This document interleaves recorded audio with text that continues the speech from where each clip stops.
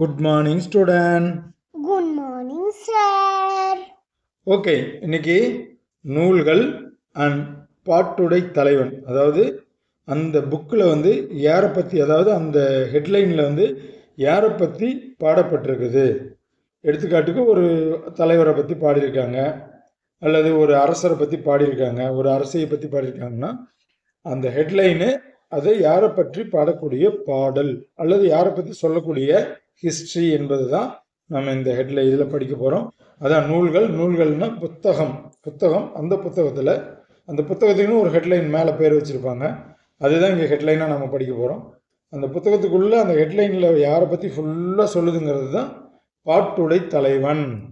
முற்காலத்தில் இருந்த புக்கு எல்லாமே வந்து பாடல்களாக தான் இருந்துச்சு. நிறைய உங்களுக்கு சித்த மருத்துவ புத்தகம்லாம் பார்த்தீங்கன்னா நிறைய பாடல்களாக தான் இருந்துச்சு. அதனால தான் அதை நூல்கள்னு பேர் வச்சுருக்காங்க. சரி, படிங்க. ஃபர்ஸ்ட் நூல்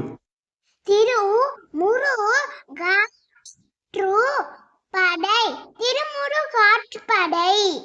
வெரி குட். திருமுருகாற்றுப்படை. அந்த நூலோட ஹெட்லைன் அப்படிதான் நம்ம சொல்லணும். தலைப்பு அல்லது ஹெட்லைன்னு வச்சுக்கலாம். அதோட நேமே அதுதான். அந்த புக்கில் வந்து மேலே தான் எழுதியிருக்கும், திருமுருகாற்றுப்படைன்னு. இது யாரை பற்றி பாடுது, அதோட அதில் யாரை பற்றி அந்த புக்கில் சொல்லப்பட்டிருக்குதுங்கிறது தான் கீழே இருக்கு. படிங்க.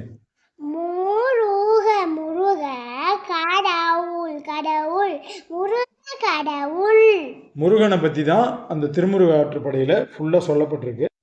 திருமுருகாற்றுப்படை அந்த புத்தகம் நீங்கள் படிக்கும்போது டீட்டெயில்டாக முருகனை பற்றி தெரிஞ்சுக்கலாம். அடுத்தது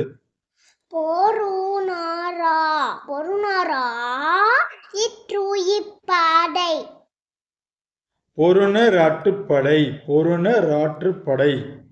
கொஞ்சம் அந்த காலத்தில் வச்ச பெயர் இதெல்லாம் கொஞ்சம் அப்படிதான் இருக்கும். பொருணராற்றுப்படை.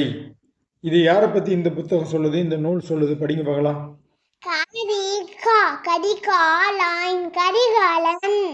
கரிகாலனை பற்றி சொல்லுது. இவங்க வந்து சோழ மன்னரில் ஒரு மன்னர். இவர் தான் கல்லணையை கட்டியவர். கரிகால சோழன் இளம் வயதில், குறிப்பாக நான் படிச்சிருக்கேன், 9 வயதிலேயே இவர் அரியணை ஏறினார் என்பது ஒரு புக்கில் நான் படிச்சிருக்கேன், வரலாறு புக்கில்.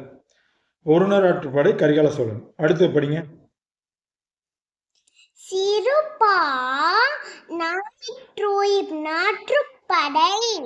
சிறுபநாற்றுப்படை. இது ஜாயிண்டாக படிக்கணும், ட்ரெயிலையும் படித்து ட்ரைனிங் எடுக்கணும். சிறுபநாற்றுப்படை. இந்த புத்தகத்தோட பேர் சிறுபநாற்றுப்படை. அந்த பாடலில் யாரை பற்றி சொல்கிறாங்க அப்படின்னா ஒரு மன்னரை பற்றி தான் சொல்கிறாங்க.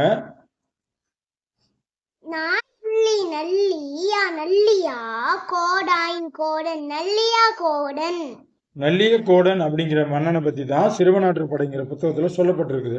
எடுத்துக்காட்டுக்கு நல்லியக்கோடன் அங்கு வாழ்ந்தார், அவர் ஆறுகளை வெட்டினார், குளங்களை வெட்டினார்னு சொல்லி அவரோட பெருமைகளை பாடக்கூடியது தான் சிறுபநாற்றுப்படை. இது எல்லாமே நம்ம வரக்கூடிய நூல்களில் கீழே இருக்கிற தலைவனை பற்றி தான் பாடப்பட்டிருக்கு. சிறுபநாற்றுப்படை என்ற நூல் நல்லியக்கோடான் என்ற மன்னனை பற்றி பாடப்பட்டுள்ளது. அவர் வாழ்ந்த வாழ்க்கை பற்றி சொல்லப்பட்டுள்ளது. அடுத்ததும் ஒரு டிஃப்ரெண்டாக தான் இருக்கும் பேர். படிங்க. பெரும்பநாற்றுப்படை. இதெல்லாம் அந்த காலத்தில் வச்ச பெயர்கள்ங்கிறதுனால ஆசிரியர்கள் வந்து அப்படி எழுதியிருக்காங்க. இதை எழுதிய ஆசிரியர்களை பற்றியும் நீங்கள் தெரிஞ்சுக்கணும்.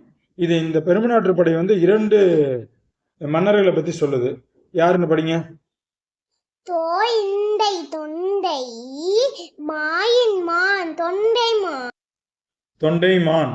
தொண்டைமான் என்ற அரசரை பற்றியும் கீழே அடுத்து எழுதியிருக்கேன், அதை படிங்க.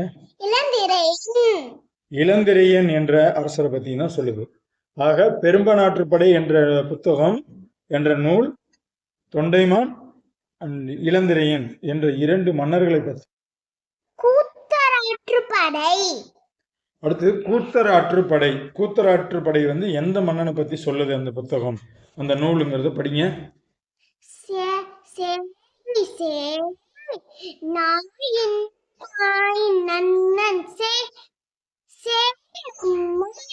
Very good. சேய் நன்னன் அப்படிங்கிற மன்னரை பற்றி தான் கூத்தராற்றுப்படைங்கிற நூல் சொல்லுது.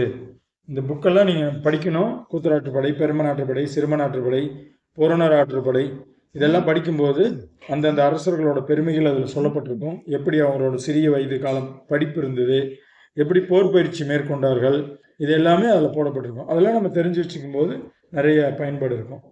ஸோ கூத்தராற்றுப்படை சேய் நன்னன் அப்படிங்கிற லீடரை பற்றி. குறிஞ்சிப்பாட்டு. குறிஞ்சிப்பாட்டு, முல்லைப்பாட்டு இது மாதிரிலாம் படிச்சிருக்கோம் இல்லையா? அந்த 5 நிலங்கள். அதில் வந்து குறிஞ்சிப்பாட்டில் வந்து அதாவது குறிஞ்சி நிலத்தில் இருந்த மன்னனை பற்றி பாடியிருக்காங்க. அது யாருன்னு பார்ப்போம். குறிஞ்சிப்பாட்டில் யாரை பற்றி சொல்லப்பட்டிருக்குதுங்கிறத பார்ப்போம். சொல்லுங்க பார்க்கலாம், எந்த மன்னன் பேருன்னு. ஆரியா ஆராசாயின் அரசன் ஆரிய அரசன். ஆரிய அரசன். குறிஞ்சிப்பாட்டில் யாரை பற்றி சொல்லியிருக்காங்கன்னா ஆரிய அரசனை பற்றி சொல்லியிருக்காங்க. அவரோட பிறப்பு, அவருடைய வளர்ப்பு, அவர் கற்றுக்கொண்ட கலைகள், ஏன் மொழிகள், வாழ்பயிற்சி, இது மாதிரி எல்லாம். சரி, முல்லைப்பாட்டு. முல்லைப்பாட்டு என்ற நூல் எந்த மன்னனை பற்றி சொல்லுதுன்னு படிங்க பார்க்கலாம். நெடுஞ்செழியன். நெடுஞ்செழியன் இவரும் ஒரு மன்னர் தான். முல்லைப்பாட்டில் வந்து நெடுஞ்செழியன் என்ற மன்னனை பற்றி பாடப்பட்டிருக்குது. இவர் தான் வந்து அதோட பாட்டுடை தலைவர். அந்த பாட்டில் இவரோட பிறப்பு, இவர் கற்றுக்கொண்ட கலைகள், இவர் எப்படி ஆட்சி செய்தார் என்பது பற்றியெல்லாம் சொல்லப்படுகிறது. முல்லைப்பாட்டு. முல்லைப்பாட்டு என்ற நூலின் பாட்டுடை தலைவன் யார் என்றால் நெடுஞ்செழியன். நெடுஞ்செழியன் என்ற மன்னன் சேர மன்னனா, சோழ மன்னனா, பாண்டிய மன்னனா, இது தெரிஞ்சுக்கணும். அவனோட திறமைகளை பற்றி தெரிஞ்சுக்கணும். அவர் எந்த நாட்டை ஆண்டாருங்கிற வரைக்கும் தெரிஞ்சுக்கணும். பட்டினப்பாலை. பட்டினப்பாலை என்ற நூல் எந்த மன்னனை பற்றி சொல்லுதுன்னு பாருங்க. இந்த மன்னனை பற்றி நம்ம ஏற்கனவே ஒரு நூல் சொல்லியிருந்தது, பொருநராற்றுப்படை. அதுவும் வந்து இந்த மன்னனை பற்றி தான் சொல்லியிருந்தது.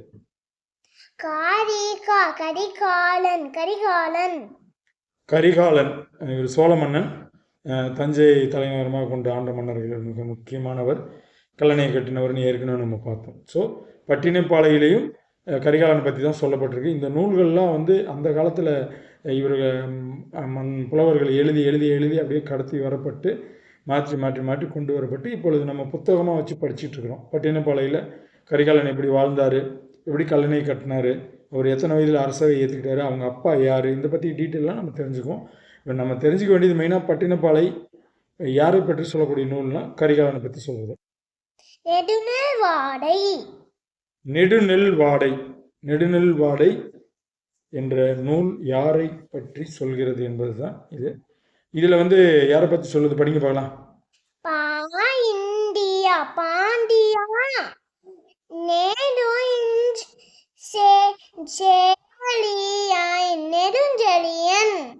பாண்டிய நெடுஞ்செழியன், பாண்டிய மன்னர்கள் இவர். முன்னாடி நம்ம நெடுஞ்செழியனை பற்றி நம்ம படித்தோம். இவர் வந்து பாண்டிய நெடுஞ்செழியன். நெடுநெல்வாடை என்ற நூல் அவரை பற்றி தான் சொல்லுது. ஏன்னா அப்போ அவை புலவர்களாக இருந்தவங்க தான் அவங்கள வந்து பாராட்டி பாட்டு பாடுறது, எழுதுறது, இதெல்லாம் அப்போ வச்சுருந்தாங்க. அப்போ இருந்த அவை புலவர்கள் அவங்க அந்த பண ஓலையில் எழுதி வச்சுருந்தது கடத்தப்பட்டு ஒவ்வொரு காலகட்டத்திலையும் எடுத்துகிட்டு வந்து தான் இப்போ நம்ம புத்தகத்தில் படிச்சுட்டு இருக்கோம். சரி, அடுத்தது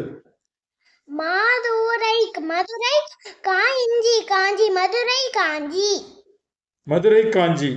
குறிப்பாக பாண்டியர்கள் எல்லாருமே வந்து மதுரை தான் ஆண்டாங்க. அதனால் மதுரை காஞ்சி நம்ம யாரை பற்றி சொல்லணும்னு சொல்லும்போது தெரியுது. முன்ன சொன்னவரே தான், அதே தான் படிங்க.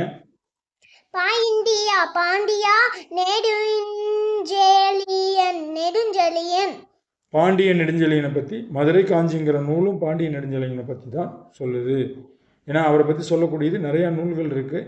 அதில் நம்ம சில நூல்களை தான் இதில் பார்க்கணும். மதுரை காஞ்சி என்ற நூல் பாண்டிய நெடுஞ்செழிய மன்னனை பற்றி சொல்கிறது என்பதை நாம் தெரிந்து கொண்டால் போதுமானது. இப்போ மதுரை தலைநகரமாக கொண்டு ஆண்டவர்கள் தான் பாண்டியர்கள். அதனால் நம்ம மதுரை காஞ்சின்னு வரும்போது இதை ஒரு ஞாபகமாக வச்சுக்கிறதுக்கு பயன்படுத்திக்கிங்க. பாண்டிய நெடுஞ்செழியனை பற்றி சொல்லக்கூடிய நூல் எதுன்னு கேட்டால் மதுரை காஞ்சி சொல்லணும்.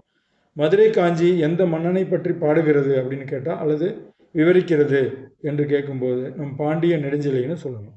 இதுதான் நம்ம தெரிஞ்சு வச்சுக்க வேண்டிய